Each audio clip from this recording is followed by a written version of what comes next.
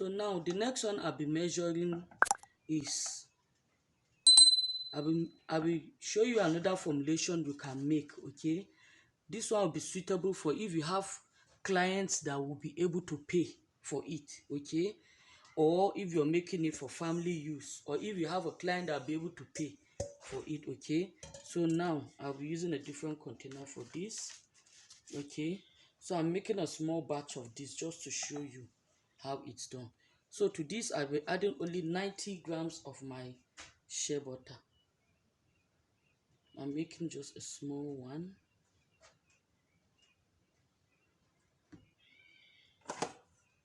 So let me use a smaller container.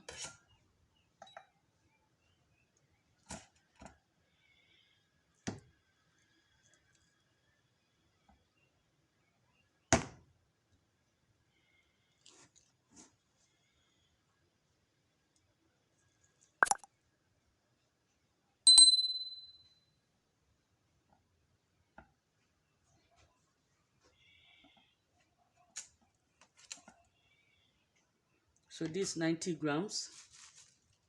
To this 90 grams, I'll be adding cetyl alcohol. So because I have to melt the cetyl alcohol and add to this, I'll keep this aside and measure the cetyl alcohol separately. Okay, so to this one will give you a thicker, more moisturizing shea butter.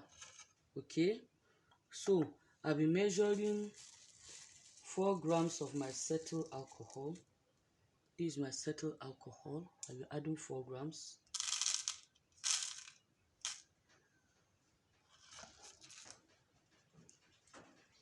This 4 grams. Then my stearic acid, I'll be adding 1 gram.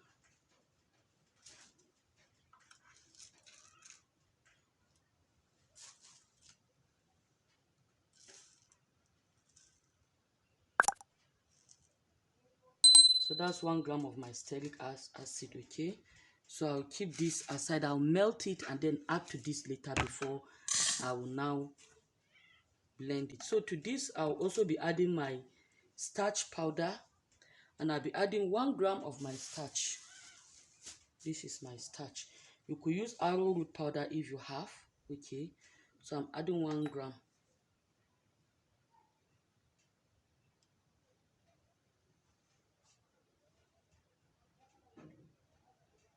So that's 1 gram of my starch. Then my oil.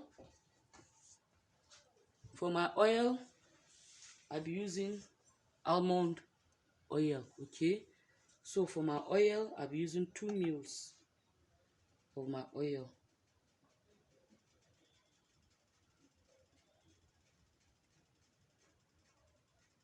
Okay, that's 2 mils of my oil.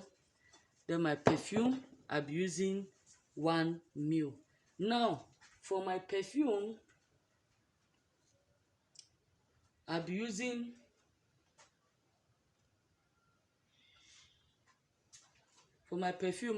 tea tree essential oil. Okay, so I'll be adding it 1 mil. So that's 1 mil of my perfume. I'm using tea tree essential oil. So I'll keep this aside.